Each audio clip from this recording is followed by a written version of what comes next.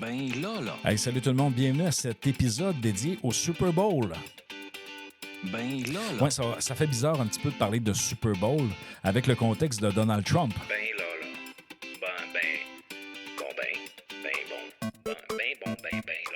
Ouais, pourquoi je parle de ça? C'est parce qu'actuellement, là, ce qui fait l'actualité, c'est le nouveau président Trump qui nous impose plusieurs décisions olé olé et qui, je dirais, vole le temps d'actualité un peu partout dans le monde et surtout au Canada actuellement avec son projet de redevance ou de surtaxe douanière qui sera reporté dans un mois.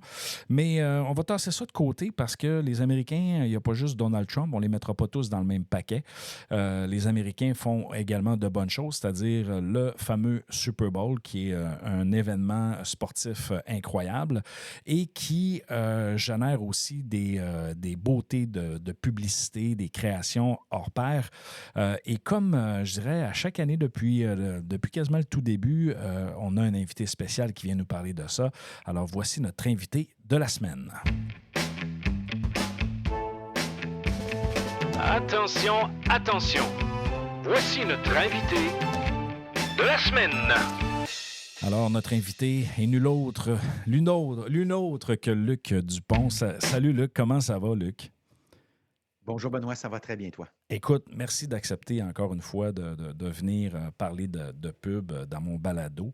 Et avant de commencer, Luc, à ceux qui nous écoutent, là, si vous ne l'avez pas déjà fait, je vous demande très fortement d'aller vous inscrire à l'infolette de Luc Dupont parce que Luc, il met beaucoup d'énergie dans cette infolette-là et il nous partage des bijoux d'informations qui touchent la pub, le marketing.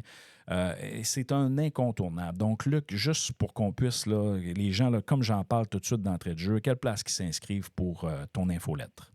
Ben, la première façon, probablement la plus simple, c'est simplement de taper infolette marketing Luc Dupont dans l'engin de recherche Google. Et là, vous allez tomber carrément sur la page de l'infolettre. Et ça va vous donner une idée d'ailleurs des contenus. Par exemple, cette semaine, évidemment, je m'intéresse à la publicité du Super Bowl. La semaine dernière, je m'intéressais à Amazon.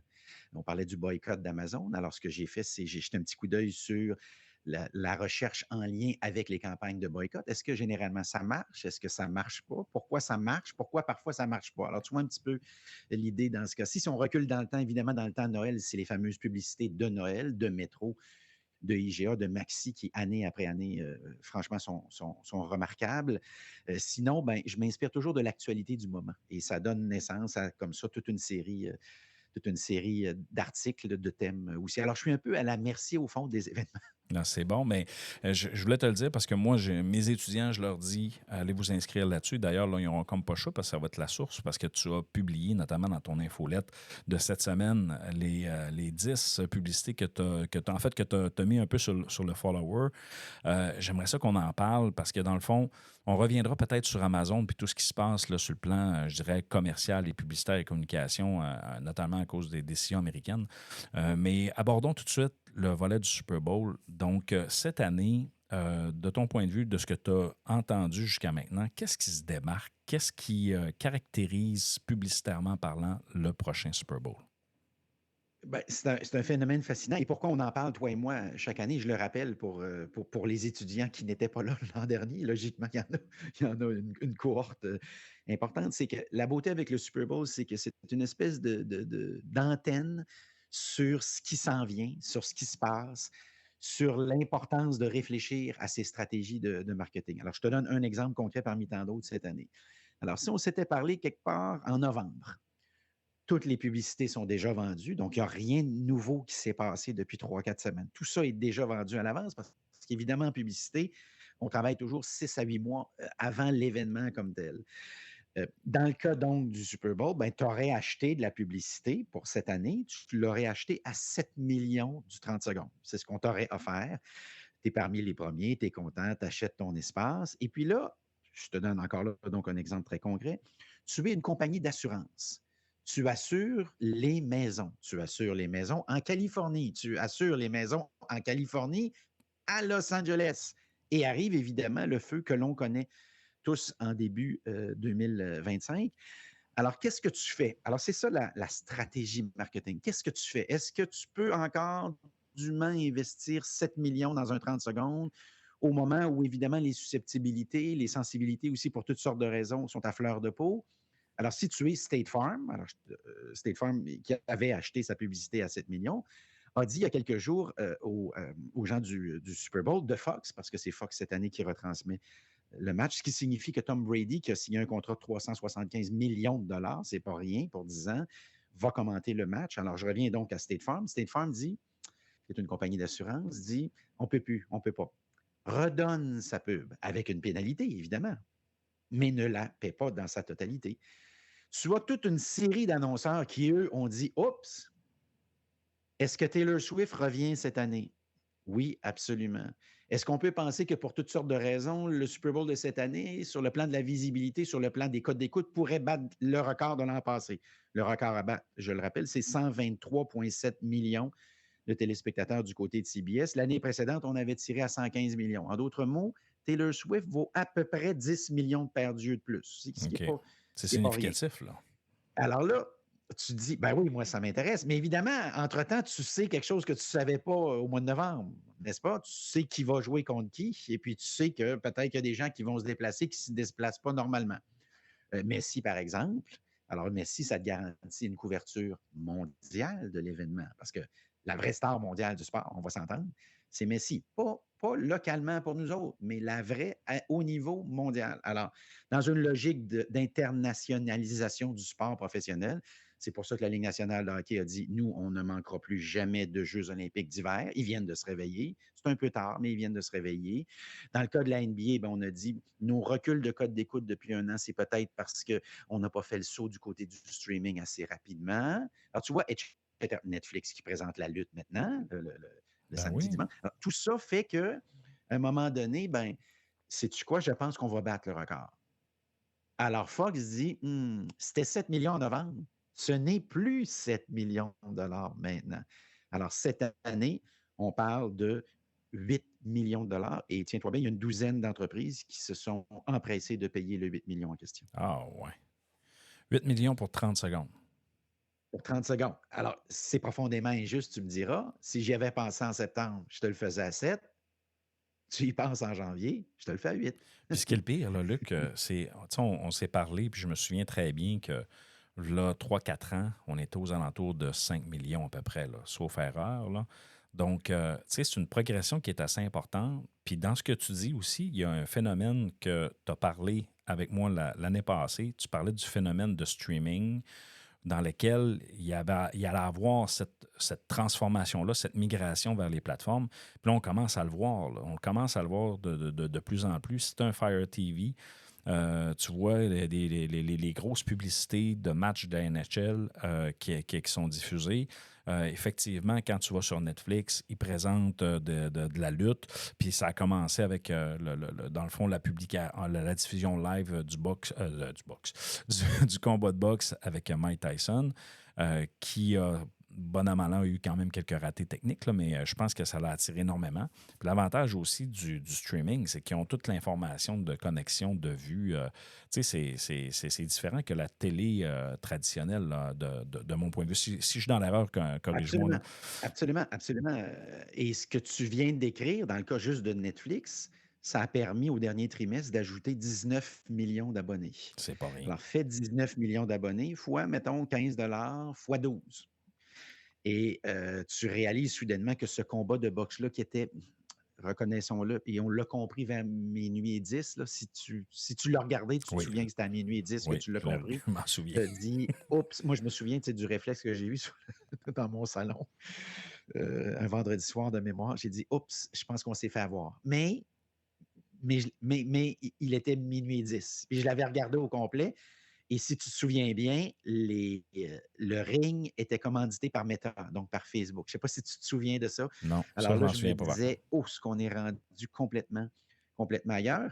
Et je te ferai une petite prédiction simple ici. Je ne serais pas étonné que la UFC, qui fait partie du même groupe que la WWE, signe en 2025 avec Netflix.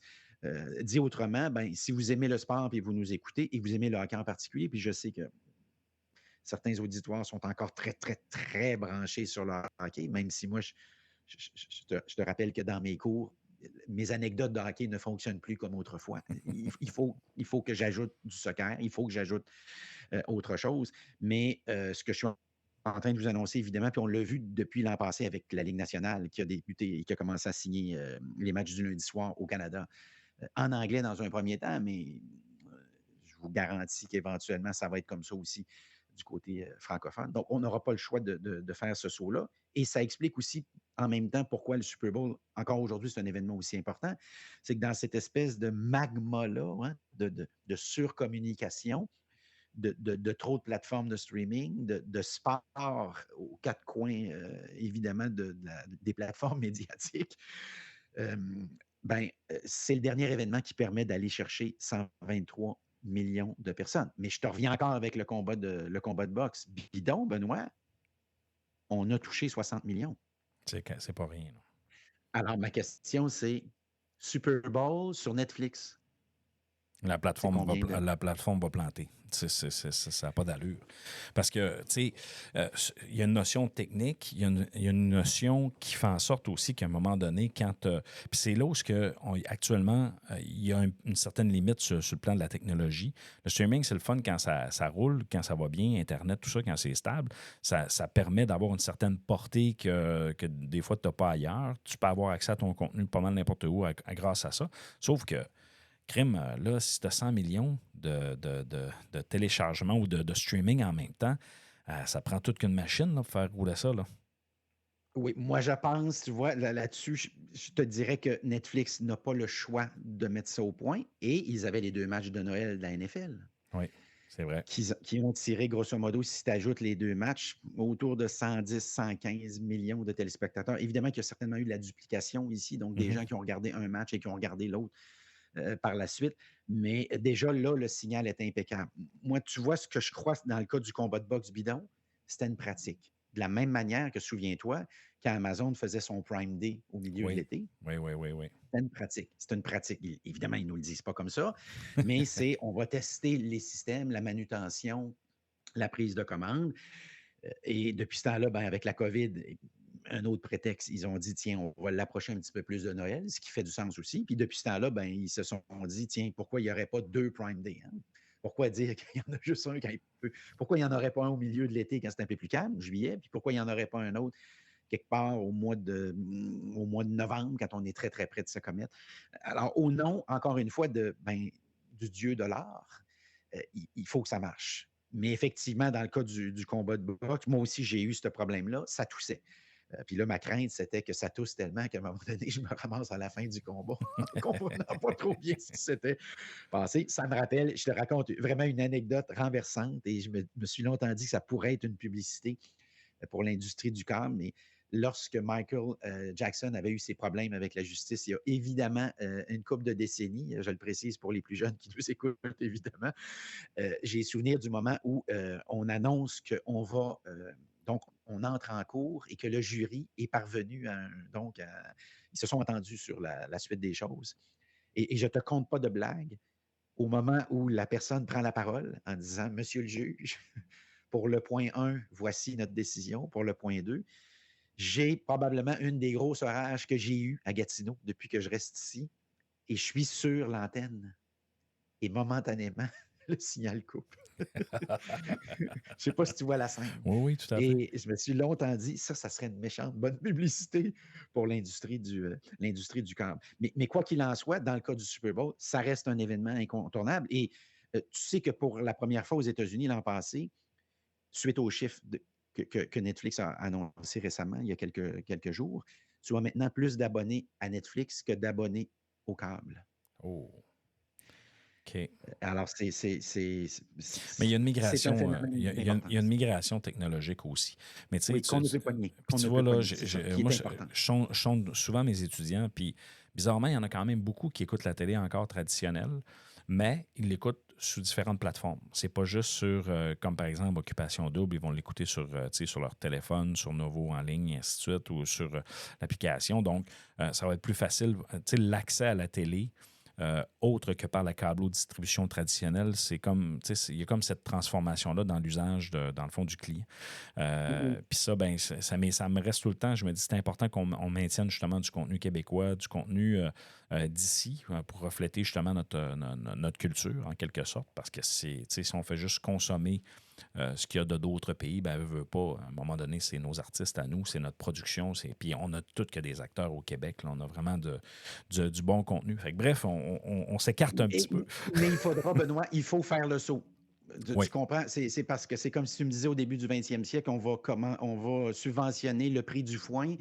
Ça va faire en sorte que les chevaux vont durer plus longtemps.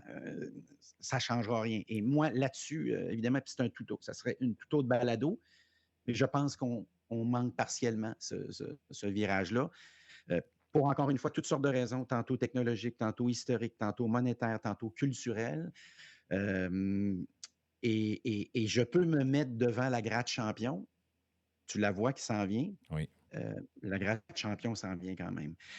Mais donc, puis dans le cas d'ailleurs des stratégies de marketing des annonceurs, ben, ils s'adaptent à ça. Certains annonceurs vont dire, ben, comme on a un budget important, je pense à Microsoft ou Google, nous, on ne coulera pas notre publicité dans les médias cette année. Alors, si tu te poses la question, qu'est-ce que c'est puis on reste en fait en réalité dans le même sujet, la technologie. À chaque année, on a ce que j'appellerais le thème de l'année. Hein.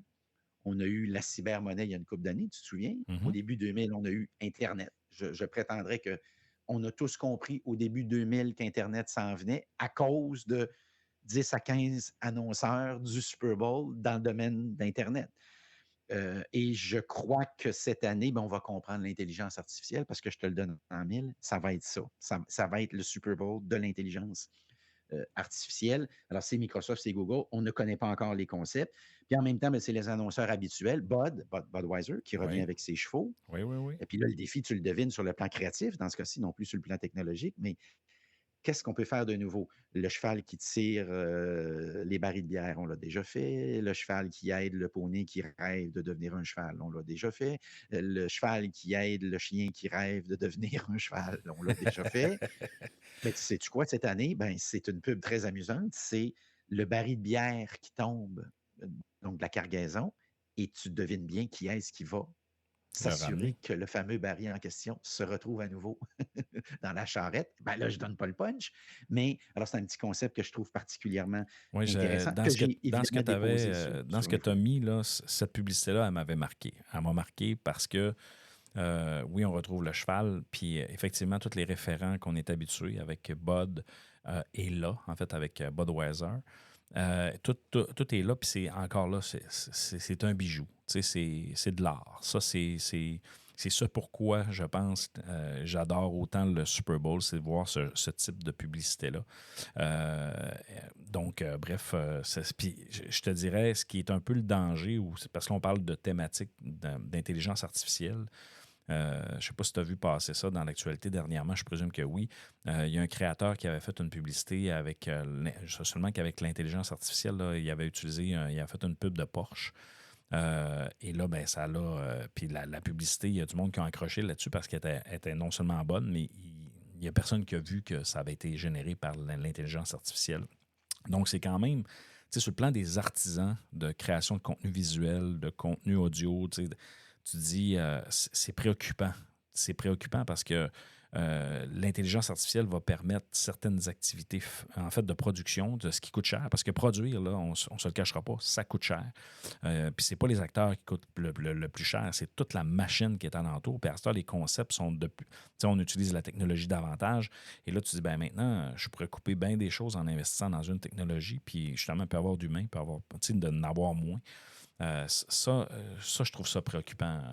Puis, l'as-tu vu la publicité de Porsche que je te parle? Oui, je l'ai vu, puis j'ai partagé hier, je le précise, sur Twitter.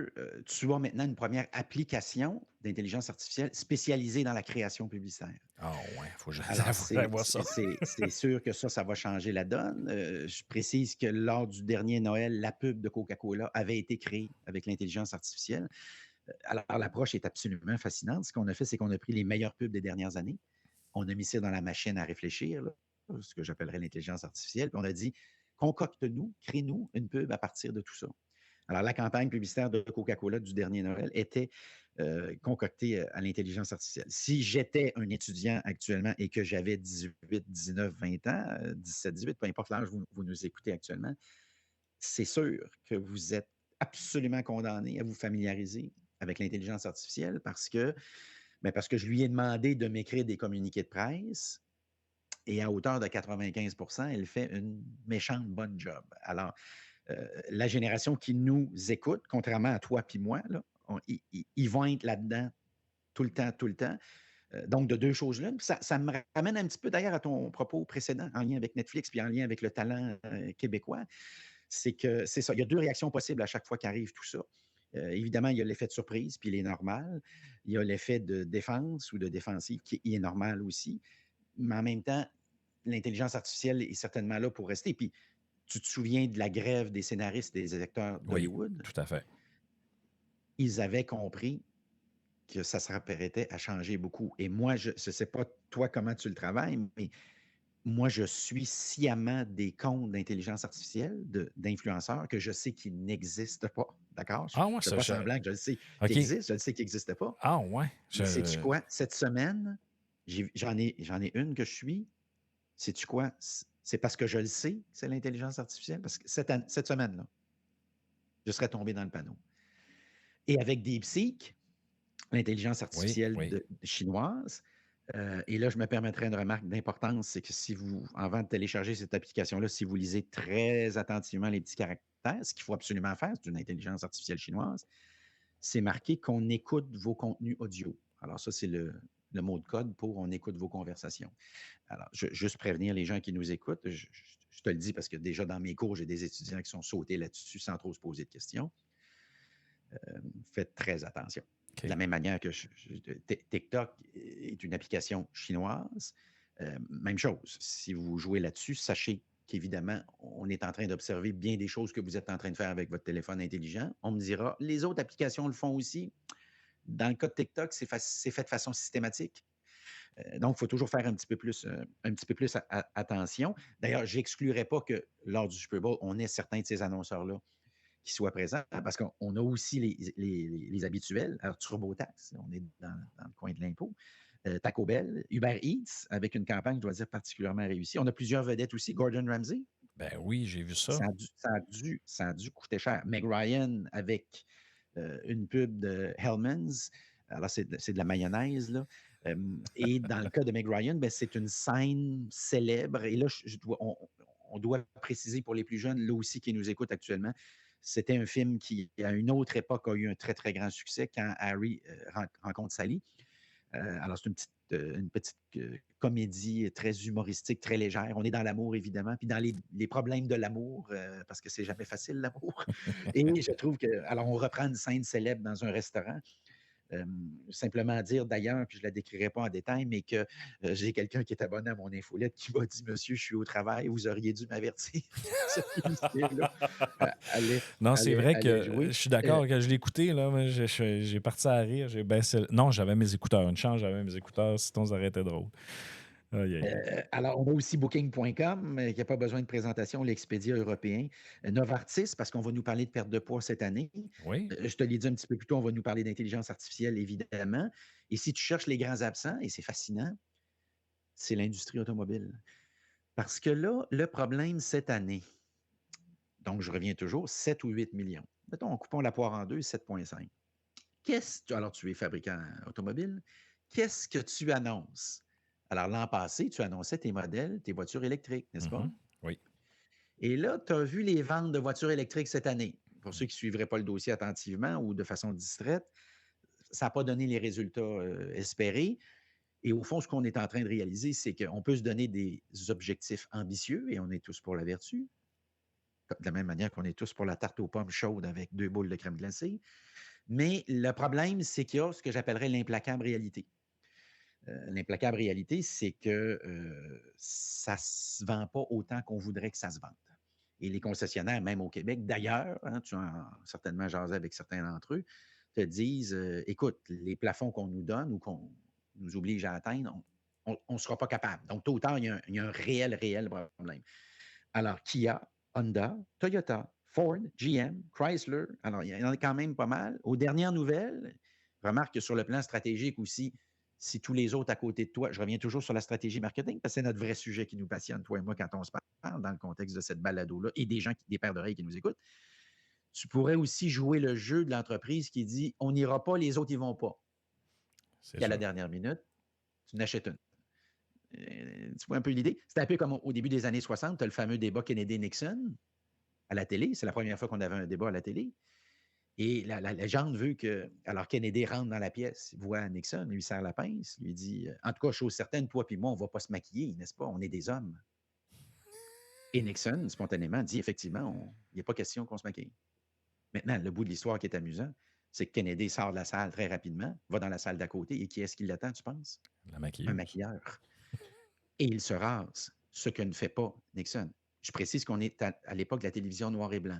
Pas maquillé, pas rasé, c'est abominable, c'est implacable, ça ne pardonne pas. On a tous déjà fait un zoom, là, qu'on s'est regardé sur Oui, l'écran et qu'on a dit c'est pas notre meilleur, n'est-ce pas? tout à fait. Alors, tu vois, la stratégie de Kennedy avait été très habile. Maintenant, tu pourras dire ben, Kennedy peut-être pas. Jouait pas franc jeu. Oui, effectivement. Mais alors, c'est ça. Je te le donne sous toute réserve. Aux dernières nouvelles, il n'y aurait à peu près pas de fabricant automobile. Mais ça, c'est quand même assez dangereux, je pense, parce que, puis, tu sais, pourquoi je dis que c'est dangereux, c'est qu'actuellement, on sait que, justement, les véhicules électriques, tu sais, ils sont poignés avec un peu, là. Puis là, en plus, c'est sûr qu'il y a des pressions gouvernementales, entre guillemets, sur le plan de la législation avec leurs fameux objectifs. Mais là, ils s'aperçoivent qu'on dirait, tu sais, le consommateur, là, il y a une décision à prendre. Puis la décision, c'est est-ce que je paie un véhicule 20, 30, 40 plus cher que pour l'autre technologie? Puis que justement, les avantages n'y sont pas nécessairement tous là dans l'usage du fameux véhicule. Puis tu sais, puis là, si je te pose la question, on dirait que c'est un peu la triste réalité de la réception du marché face au produit qui lui est offert. Oui, et ça me rappelle un cours que j'avais suivi dans ma jeune vingtaine, comportement du consommateur. Oui. Puis à la fin, c'est le consommateur. C'est le politicien ou la politique ou les politiques dans ce cas-ci. On peut tenter de changer les règles du jeu, mais on ne peut pas forcer le jeu. Et c'est ça, je crois qu'on a tenté de faire. Je te donne un exemple très concret, Benoît. Dans mon cas, l'anecdote, c'est pas l'anecdote du voisin, c'est la mienne. Dans le temps des fêtes, donc, je décide d'aller voir mes amis, ma famille à Québec. Donc, je pars en voiture. J'ai mon chien avec moi. Alors, quelque part au milieu de la route, il faut que j'arrête. Il me dit 5 heures, 5 heures et demie. Il trouve ça solide. Alors, à un moment donné, j'arrête. Je suis à Joliette. En fait, je ne suis pas exactement à Joliette physiquement, mais je suis vis-à-vis les arrêts ou l'arrêt de Joliette sur la 40. Communément, en fait, autrefois, on appelait ça l'arrêt béni, parce qu'il y avait un béni. OK. Et c'était absolument remarquable. Il était carrément au milieu du chemin. Ce serait l'équivalent pour la 20 de Drummondville, si tu me OK. vois, tu me Oui, suis. oui, oui, oui. Quand on fait l'aller-retour du côté plutôt de la 20. Alors, je descends avec mon chien et j'ai les bornes électriques devant moi. Je les vois parce que là aussi, autrefois, il y avait une station d'essence. Alors, j'ai les voitures en ligne les unes derrière les autres parce qu'il n'y a pas beaucoup de bornes électriques. Et moi, j'arrête une petite demi-heure avec mon chien, le temps qu'il se repose, il fait ses petites choses, il mange un petit peu, il prend j'allais dire son verre d'eau, mais en tout cas, il boit, puis tout ça. Hein, tu Oui, vois, oui, oui. il s'hydrate. Durant tout mon arrêt, il n'y a pas une voiture qui a bougé. Ah, ouais. En d'autres mots, mettons que j'ai une voiture électrique et moi, je dois arrêter, là. Je ne peux pas faire l'hiver, là. Je ne peux pas la faire en direct. Ça veut dire qu'il faut que j'arrête à peu près 3 heures. Alors, je te dis soudainement, l'aller-retour Québec-Saguenay, ça prend 2 heures avec l'autoroute maintenant. Ouais, écoute, mettons 2 heures, 2 heures et quart, Oui. si la Évidemment, température est belle. Évidemment, tu me diras, je n'ai pas besoin d'arrêter, je les charge avant de partir. Mettons que tu me dirais ça, mais imaginons que soudainement, je te rajoute une petite heure. On s'entend que sur le plan psychologique, je viens de tout changer, n'est-ce pas? Tout à fait.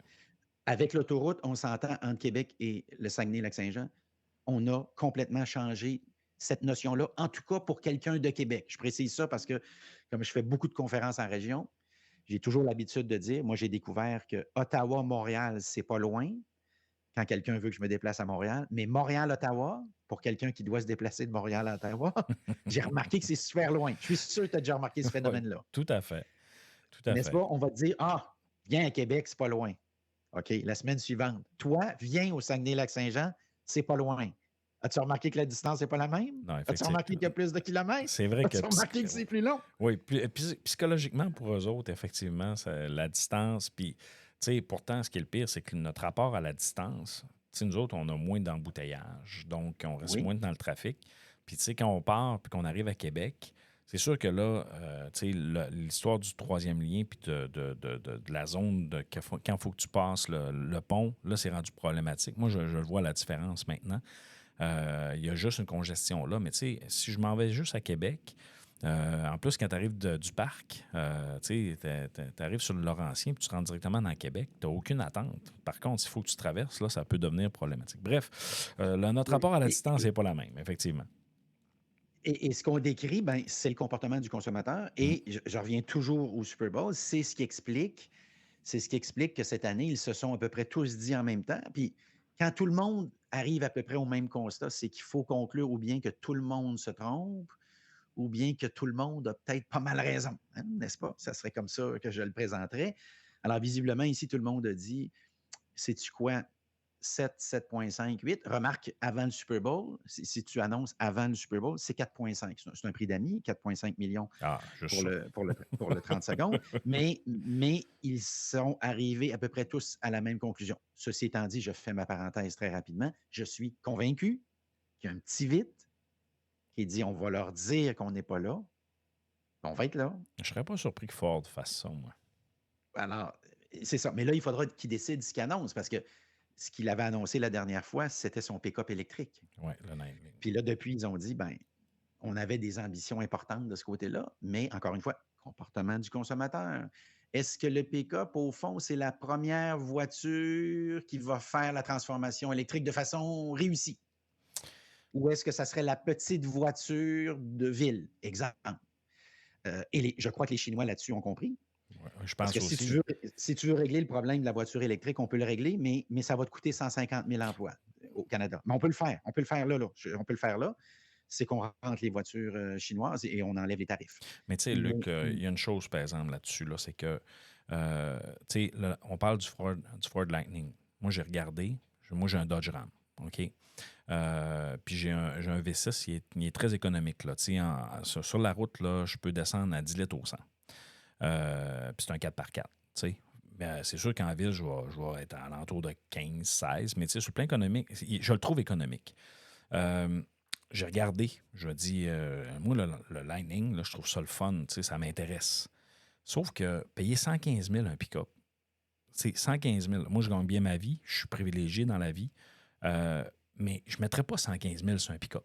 Ça, honnêtement, même si je serais capable de me le payer, ça va à l'encontre de mes valeurs. 115 000, là, c'est le tiers d'une hypothèque d'un bungalow moyen au Québec. Là, c'est trop. C'est trop cher pour me déplacer d'un point A à un point B.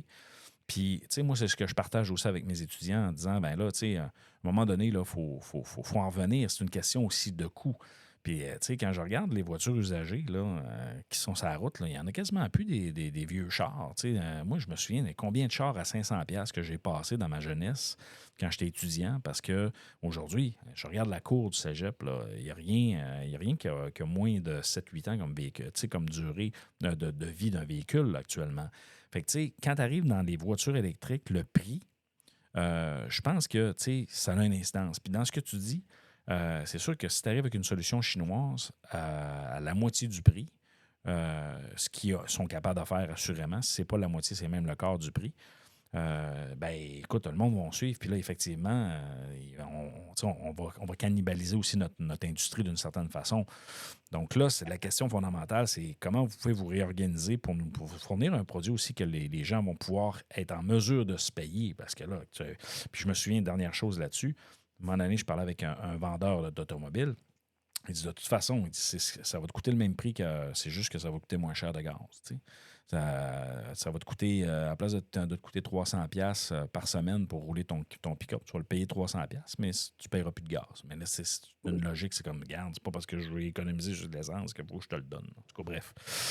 Et encore une fois, ce que tu viens de décrire, ben, c'est comportement du consommateur. Tout à fait.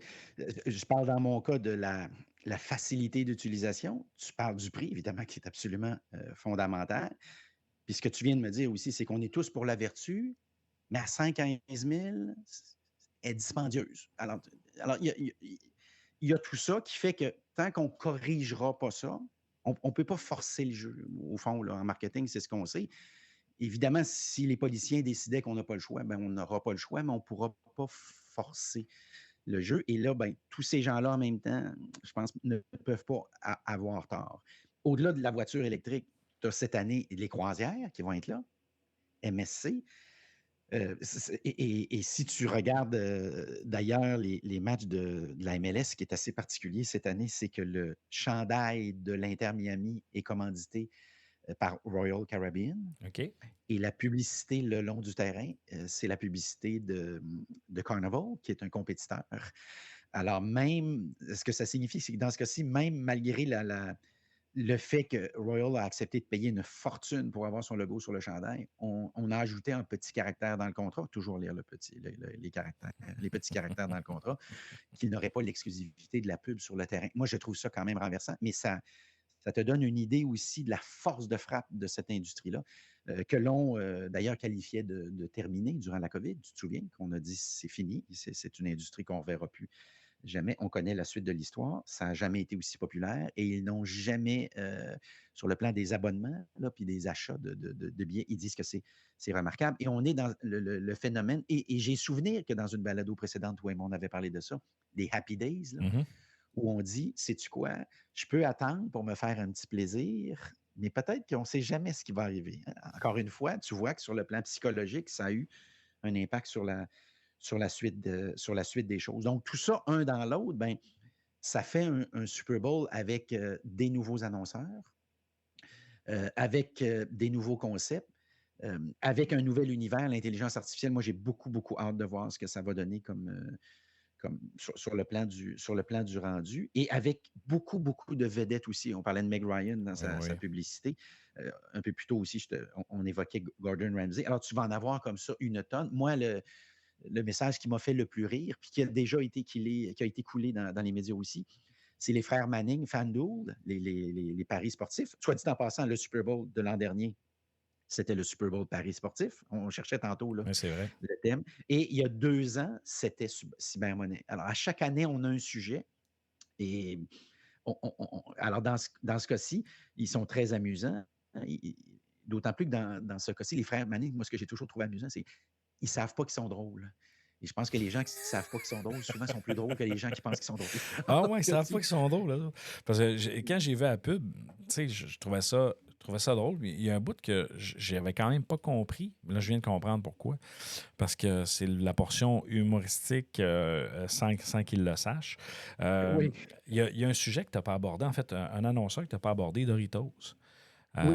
Doritos, à chaque année, nous offre quand même des pubs intéressantes. Puis, de ce que j'ai vu, là, ils ont été audacieux quand même là, dans ce qu'ils ont proposé. Oui, Doritos a été très audacieux, ce qui est quand même pas négligeable parce qu'après tout, on vend de la croustille. C'est toujours se souvenir qu'à la fin, ce qu'on vend, c'est 2000 calories dans un sac de plastique. Tout à fait. Mais oui, ça donne quelque chose de pas si mal. Reese's Pieces, Pringles est là aussi. Mountain Dew, je te fais la liste au fond de tous ces trucs-là. Häagen-Dazs, qui, je le rappelle toujours, n'est pas une crème glacée européenne, mais bel et bien américaine, avec un nom, comportement du consommateur, qui évoque quelque chose qui viendrait d'ailleurs, avec un nom aussi pas facile à écrire, là, si je ne l'avais pas sur l'engin de recherche de Google, ça se peut que je ferais une erreur. Coffee Mate, ça, c'était quelque chose qui était très populaire au Québec il y a une quarantaine d'années. Ça, là, il faut reculer un petit peu. Là, ça revient, ça. Mais c'est ça. Alors, ils tentent un retour, un peu comme le croc, les crocs, les souliers. Moi, j'ai souvenir de ça part, c'est très populaire. Éventuellement, c'était moins populaire. Et puis là, c'est un petit peu plus populaire. Et là aussi, on pourrait même faire une balado là-dessus. Ils se sont regardés dans le miroir, puis ils se sont aperçus qu'ils avaient fait des erreurs sur le plan stratégique. Tu as Antonio Banderas, évidemment, qui va être là. Tu as une copie du Macho Man. Alors, les gens, peut-être, qui nous écoutent, qui ont, mettons, 40, 45 ans, 50 ans, en voyant ça, vont instantanément perdre quelques décennies. Et rassurez-vous, vous ne les perdrez pas longtemps. Il y a William Dafoe, avec une pub aussi, que j'ai trouvé très, très comique. Au-delà de ça, Taylor Swift va être là. C'est garanti. Messi, je l'évoquais un petit peu plus tôt aussi. Alors, je ne serais pas étonné qu'on ait absolument des records de code d'écoute. Le phénomène Taylor Swift, c'est quand même majeur, tu sais, toute la polarisation qui alentour de elle. Donc, c'est quand même une bonne nouvelle pour le Super Bowl que Kansas City se ramasse en finale parce que, veut pas, ça l'attire énormément d'attention. Puis, comme tu disais tout à l'heure, il y a quoi, peut-être 10 millions, 20 millions de téléspectateurs qui vont être là juste à cause d'elle. Oui, et la NFL ne nous le dira jamais, parce que quand on demande à la NFL, êtes-vous content d'avoir Taylor Swift? Je trouve la réponse est toujours un peu évasive, là, mettons, pour le dire gentiment. Mais si c'est 10 millions de téléspectateurs ou 15 de plus, si c'est un rajeunissement du profil de l'auditoire, alors on parle ici des Swifties, comme on les appelle communément, alors les adolescentes, et effectivement, ce qu'on a remarqué dans certains cas, on a des stats qui parlent jusqu'à 50% de plus d'adolescentes. Alors ça, c'est remarquable parce que c'est un petit peu la stratégie, au fond, la stratégie qu'utilise la NFL là, durant le Super Bowl avec Taylor Swift et avec Nickelodeon. C'est un peu la stratégie qu'a utilisée aussi récemment la UFC avec la WWE. C'est que prenons-les le plus jeune possible. Alors, Nickelodeon, par exemple, depuis une couple d'années, fait une retransmission du Super Bowl, mais version parler à des enfants de 8 ou 9 ans. Ah, ouais. Je ne sais pas si tu l'as déjà regardé. Non, jamais. Je dois dire, c'est hilarant. C'est très comique. Et quelqu'un me dirait, je n'aime pas le football. Mon introduction à ça, ça serait de leur dire, regarde-le sur Nickel. Ah, ouais. Alors, quand il y a un toucher, par exemple, il y a SpongeBob qui est très, très excité. Tu vois un peu la scène là, qui Oh, crie oui. dans toutes les directions. Alors, tu vas me dire, c'est quoi le lien avec la WWE et la UFC? C'est que voici deux entreprises, deux entités maintenant qui font partie du même groupe, TKO. Alors, on avait la UFC. La UFC, c'est les adultes. La WWE, ce qu'on sait, c'est qu'ils vont les chercher plus jeunes. Alors, qu'est-ce qu'ils font? Ils les mettent dans le même groupe. Et la stratégie, c'est initialement, on vous met dans la WWE. On ne le dit jamais à haute voix, mais c'est ça qu'on fait. Puis éventuellement, on va vous déplacer du côté de la UFC quand vous allez avoir là, fin de votre adolescence, début de votre âge adulte. Moi, je trouve que c'est une stratégie, franchement, absolument brillante que Disney aussi fait à certains égards avec son monde, parce que depuis tellement longtemps, ils sont associés aux enfants qu'ils ont compris que le défi, c'est d'attirer éventuellement des perdus un petit peu plus âgés. Et curieusement, chaque fois que Universal ajoute un nouveau parc, et ils sont en train de travailler sur quelque chose et des nouvelles activités, des nouveaux manèges, ils ont remarqué que ça a un effet par la bande sur Disney. C'est curieux comment cette stratégie-là basée Ben sur oui, hein. l'âge, elle n'est pas négligeable. Et Taylor Swift, c'est ça qu'elle permet du côté de la NFL, c'est que tu prends les deux plus grosses propriétés de la culture pop, la NFL avec 9 des 10 spectacles télévisuels les plus regardés annuellement, tu ajoutes à ça la plus grosse star de la pop, Taylor Swift, avec une tournée à 2 milliards quand même, et je parle juste des ventes de billets ici. Alors, quand tu mets tout ça ensemble, ben, ça donne ce que ça va donner dimanche. Les puristes vont dire, c'est pas du football, ça m'ennuie, j'aime pas ça. Effectivement, vous avez tout à fait raison. Mais, mais la business dit, c'est extraordinaire. De la même manière que tu parlais, Benoît, de ce qui se jase beaucoup cette semaine, en début d'entretien, tu parlais de ce qui se jase Oui, beaucoup oui, oui. aux États-Unis cette semaine. Momentanément, la NFL cette semaine, en début de semaine, s'est fait voler la vedette à la NBA parce que tu as un joueur de premier plan de Dallas qui a été échangé à Los Angeles.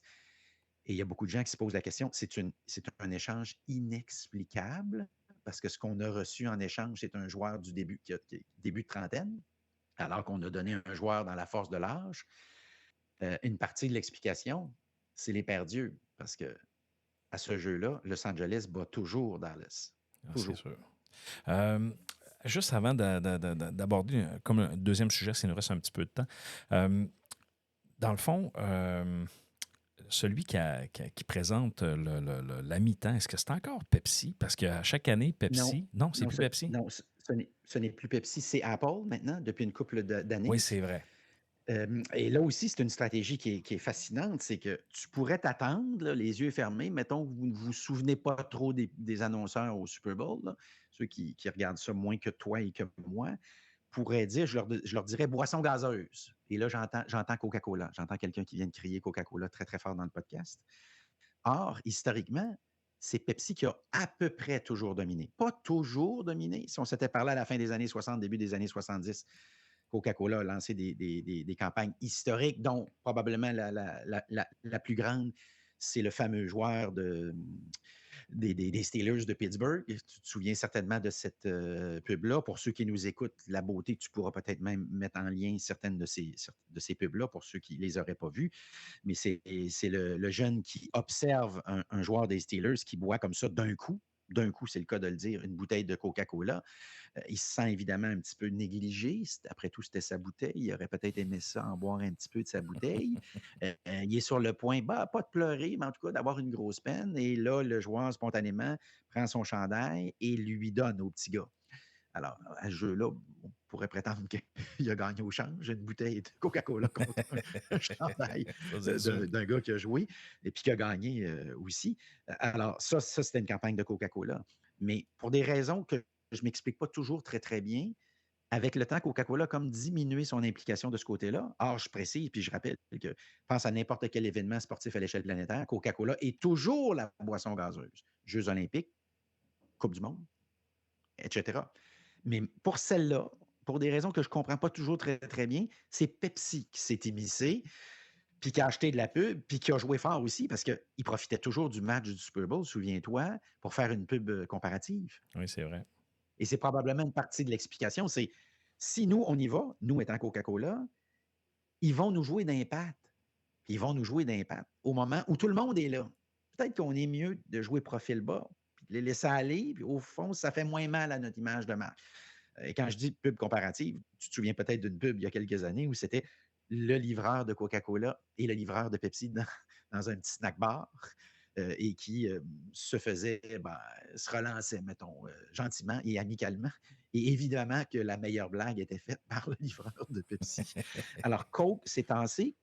Pepsi avait acheté la mi-temps, qui souvent est aussi regardée, sinon plus que le match.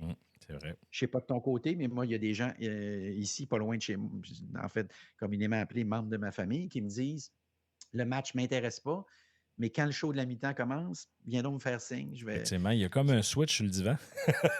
Oui, il y a un switch, absolument. Absolument, parce qu'il y a des années où, et là aussi, encore une fois, comportement du consommateur, ça, c'est une autre capsule. Si jamais il y a une question en lien avec ça, suite à l'écoute, et ils n'auront 3 ou 4 bons exemples. Mais la NFL ne choisit pas une star parce qu'elle est populaire. Évidemment que ça ne gâche rien. La NFL choisit une star en fonction du groupe cible qu'elle cherche à rejoindre. Donc, si vous cherchez à rejoindre une année, par exemple, vous remarquez baisse de code d'écoute chez les hommes 50 ans et plus. OK, qui est-ce que tu pourrais aller me chercher qui faisait quelque chose qui ressemblerait à du heavy metal dans les années 80, 90? Et là, probablement que tu le vois, le chanteur, dans ta tête. Tu te dis, ouais, c'est lui. D'ailleurs, c'est lui qui a été invité, effectivement. Une autre année, ils disent, OK, jeune fille. On est avant Taylor Swift. Jeune fille. Qui est-ce qui serait de la pop bonbon, très sucrée, là, qui peut tomber sur le cœur quand t'en prends un petit peu trop? Ah, OK, ça pourrait être une telle. Alors, Bon, on fonctionne complètement à l'envers de ce qu'on penserait. Alors, trompons-nous pas, là. Puis je précise toujours que la star de la mi-temps n'est pas payée, mais elle a un budget de production significatif. Alors, est-ce que ça lui empêche d'aller piger dans la banque? Certainement pas. Mais on sait que c'est ça. Elles ne sont pas payées. Et ça vaut grosso modo en visibilité, selon les années, entre 20 et 40 millions. Et qui a lancé ça? Parce qu'un peu plus tôt dans la balado, on parlait de Michael Jackson avec... en fait, on parlait non pas de Michael Jackson, mais de Macintosh avec Apple en 1984. Alors, dans le cas de la mi-temps, c'est Michael Jackson. Et c'est là que la NFL a réalisé, on n'a pas juste un match de football, on a Un événement. un show de musique. On n'a pas juste un match de football puis un show de musique. On a un match de football, un show de musique puis de la publicité. Puis là, je dirais que depuis 2 ans, ils se disent, on n'a pas juste un match de football, un show de musique puis de la publicité. On a un match de football, on a de la musique, on a de la publicité, puis on a Taylor Swift. Alors, quand tu mets tout ça C'est un gros ensemble, avantage. là, c'est absolument extraordinaire. OK. Luc, merci pour l'information puis le partage sur le Super Bowl. Je ne veux pas abuser de ton temps, mais on en a parlé un petit peu tantôt. Je vais juste te poser une ou deux questions à ce sujet-là. Tu sais, tout ce qui s'est passé dans les dernières semaines, notamment avec l'annonce d'Amazon de fermer 7 entrepôts au Québec, tous les changements de ce qui se passe aussi avec les Américains, tu sais, l'information négative qui circule, entre autres, par rapport aux Américains. Actuellement, on voit des gestes de boycott, tu sais, des mobilisations de boycott qui se fait notamment sur les réseaux sociaux, puis aussi dans, je dirais, de la sensibilisation, dire d'acheter local. Puis là, le gouvernement aussi, de son bord, autant fédéral que provincial, dit faites attention à vos choix, voici comment est-ce qu'on pourrait réagir. Puis eux autres, ils ont pris des mesures pour réagir à Trump. Dans tout ça, là, dans tout ce négatif-là, est-ce que le boycott, tu sais, sur le plan du consommateur, est-ce que c'est juste une situation qui devient éphémère ou que ça peut perdurer dans le temps? Dans le sens que oui, on réagit là, puis après ça, finalement, on s'aperçoit qu'on a besoin des produits. Là. J'aimerais ça t'entendre là-dessus. Oui, bien, ce que dit la recherche pour faire une histoire très courte, c'est que dans un premier temps, le premier défi, effectivement, c'est la durée dans le temps. Parce que tu peux décider effectivement que tu vas boycotter là, mais on sait que le renforcement des médias, dans ce cas-ci, donc raconter ça, le répéter, c'est quelque chose qui est directement lié à l'efficacité du boycott. Alors, est-ce qu'on parlera encore de ça? Dit autrement, est-ce qu'on parlera encore de ça dans 6 semaines? Question que je te pose. Je n'ai pas la réponse, mais en fait, je l'ai, mais je ne l'ai pas. Tu vois ce que je veux dire. Autre élément, c'est que la recherche dit qu'il faut trouver un produit similaire. Il faut que tu trouves un produit similaire. Alors, par exemple, si on veut vraiment faire un boycott, tous les gens qui nous écoutent actuellement sur leur téléphone intelligent, Apple, il va falloir trouver un produit similaire. Tu vois le défi. Et Toi ouais. et moi, actuellement, on se parle sur une plateforme qui s'appelle Teams. Mhm. Il va falloir trouver un produit similaire. On est d'accord Tout à fait. jusque-là. Alors, Puis je là, reviens avec la Bud Light. Je reviens s'il n'y avec a la pas Bud Light. de logiciel autre américain, Ben, la réponse courte, c'est ça que je suis en train de. C'est ça. La excuse-moi, réponse courte, c'est j'étais comme. c'est- c'est- c'est bonne chance parce que l'alcool américain sur les étagères de la SAQ, c'est quoi le pourcentage de vente de ça? Le vin américain. Hein, le vin américain. C'est quoi? On est dans les micro-pourcents, on est Tout à d'accord? fait, c'est quelques tablettes, là, sans plus. Quelques tablettes, effectivement. Alors, c'est pour ça que, euh, encore une fois, sur le plan du marketing, c'est qu'il faut trouver un équivalent. Alors, je reviens avec l'exemple de Bud Light, c'est ça que je voulais faire. Est-ce que les médias en ont parlé longtemps? Je dirais oui. Et ils ont été relayés par les médias sociaux. Parce que quand les médias cessent d'en parler, ce relais-là se fait du côté des médias sociaux. Donc, est-ce que ça s'est fait? Oui. Est-ce qu'il y a un produit similaire? La réponse? La réponse, c'est oui. Il y a des centaines de produits similaires à la Bud Light. Il y en a des centaines. Au-delà de ça, la réalité, c'est que si tu avais jeté un petit coup d'œil sur la courbe de vente de la Bud Light versus la Modelo qui est maintenant la bière la plus consommée aux États-Unis, Non, je ne savais quand pas. même renversant, tu vois. Et je suis sûr qu'il y a plein de gens qui nous écoutent actuellement qui disent la Modelo, je n'ai jamais entendu parler de ça. Alors, ça, c'est une bière mexicaine. Alors, ça, c'est encore une fois le comportement du consommateur. C'est qu'il y a quelques années, lentement, ce qu'on a remarqué, c'est que les gens, quand ils boivent moins souvent, parce que la nouvelle génération boit beaucoup moins souvent que la génération plus âgée, toi puis moi, et ils boivent différemment. Alors, ils vont prendre, par exemple, ils aiment avoir le sentiment, l'exotisme, par exemple, parce que rappelons-nous toujours aussi que toutes ces bières-là, à la fin, c'est sensiblement la même chose, mais le positionnement est très différent. Alors, quand tu bois, par exemple, une Corona, dans ta tête, il fait chaud. Je ne sais pas si tu sens la chaleur sur tes épaules. Oh As-tu mis oui, assez de crème? au soleil. Évidemment, certains, les puristes diront qu'il faut que tu mettes une lime dedans pour qu'elle goûte. Mais d'ailleurs, sur les sites de goût, de la Corona, tu sais que c'est une des bières qui est les moins bien évaluées sur le plan du goût, mais c'est une des bières les plus vendues. Ah, Alors maintenant, dites-moi que le marketing n'est pas important, droit dans les yeux. Bien évidemment, je ne vous crois pas. Alors, dans ce cas-ci, j'aime la ça, j'aime Modelo ça. est moins chère et la communauté hispanophone aux États-Unis est excessivement importante. Je suis allé il y a quelques mois à Miami.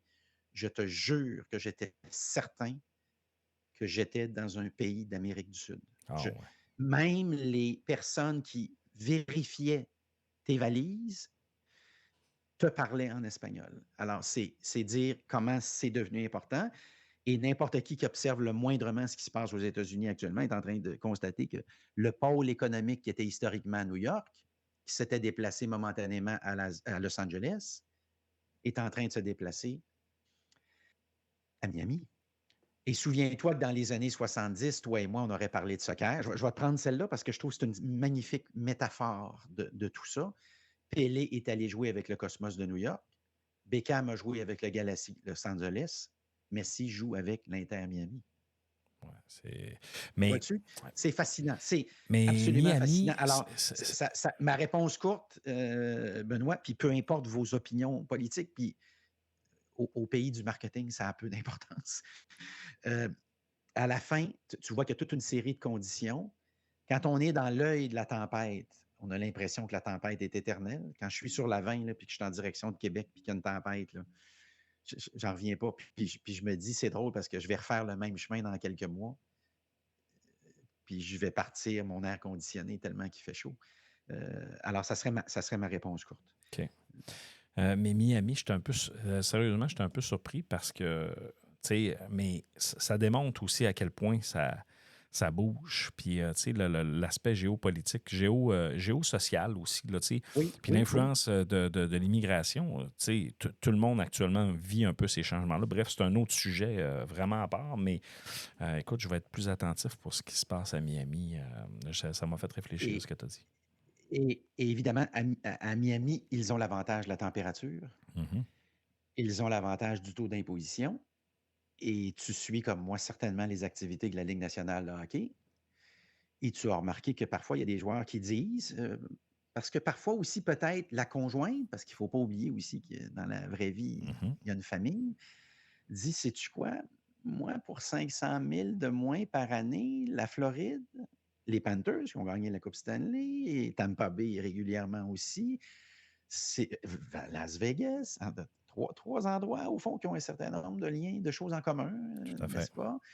Les joueurs disent, sais-tu quoi, c'est pas si mal. Moi, j'ai souvenir, puis je vais terminer avec cette anecdote-là avant qu'on se quitte, mais j'ai souvenir de l'époque où on avait à Québec une équipe de la Ligue internationale, les Rafales de Québec, qui devait s'appeler le Blizzard au départ, mais il y avait déjà une équipe d'une ligue collégiale, le Séminaire Saint-François, pour ne pas le nommer, qui portait déjà ce nom-là. Donc, on avait à la dernière minute gardé le même logo, mais changé le nom. Je te le dis parce qu'on m'avait déjà présenté le logo avant qu'il sorte. Et ma surprise, c'est quand il est sorti, le logo ne portait plus le même nom. Tu vois un petit peu ce que je veux dire?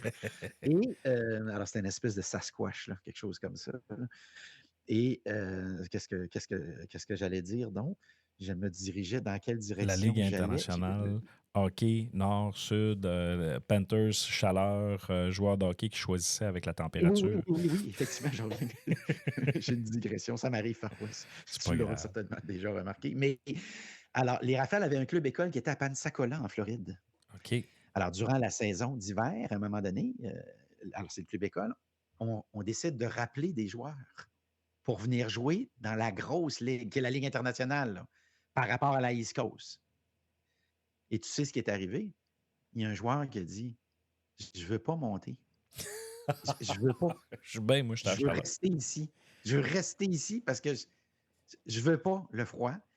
Puis le monde qui m'accompagne, communément appelé famille, ils ne veulent pas non plus. Puis ils ont dit, sais-tu quoi? Je dis non. Je dis non à, on ne le sait pas, peut-être avoir une opportunité de faire valoir mon talent. Puis qui sait, peut-être de jouer éventuellement dans l'autre grosse ligue d'après, qui était la Ligue américaine. Alors, il y avait quand même quelques matchs avant la Ligue nationale. Je ne l'ai jamais oublié, Benoît. Je ne l'ai jamais oublié. Mais c'est vrai que C'était assez étonnant. mais le facteur température, facteur aussi en positionnement, en placement, tu sais, Montréal, Toronto, Vancouver, c'est Calgary, tu dis, c'est sûr que quand tu joues à New York, quand tu joues en Floride, à Tampa Bay, à Vegas, c'est sûr que ces villes-là, c'est quand même des destinations. Oui, Montréal, ça a déjà. Mais Montréal, c'est plus ce que c'était. Donc, c'est plus la destination que c'était. Peut-être qu'un jour, on reverra Montréal sous ses beaux jours. Mais bon, bref. Écoute, merci, Luc, d'avoir pris le temps. Écoute, on a fait encore un bon épisode. Il faudrait qu'on s'organise pour se parler plus souvent. Je ne veux pas t'accaparer non plus. Je sais que tu es hyper sollicité un peu partout au Québec là, par les médias, par d'autres podcasts, tout ça. Mais merci de prendre le temps. C'est très, très, très apprécié. C'est du contenu vraiment intéressant. C'est un cours 101 pour mes étudiants en plus. Ça bonifie énormément grâce à ton expertise, à tout ton travail. Merci. Puis écoute, si ça tente, écoute, on se dit à l'année prochaine. Puis écoute, si ça donne à l'automne, l'automne, je t'invite jamais, mais là, je pense qu'à l'automne prochain, je vais t'inviter. Merci, Benoît, pour les bons mots. C'est toujours un plaisir. Et mine de rien, là, ça fait quand même quelques années. Alors, on est Oui. sur le point de devenir ce qu'on appelle une tradition. Ben oui, en fait, on en est une parce que là, on est dans la saison 10. Puis c'est sûr Oui. que Super Bowl, c'est le meilleur Oui. prétexte. Là. Fait que bref, merci beaucoup, Luc. Merci, c'est un plaisir. Bonne journée. Alors, c'est ce qui complète cet épisode avec Luc Dupont. Merci à Luc. Je vous invite également à nous suivre sur les réseaux sociaux, sur benlala.ca et sur toutes les plateformes. Sur ce, il ne me reste qu'à vous dire ciao, ciao.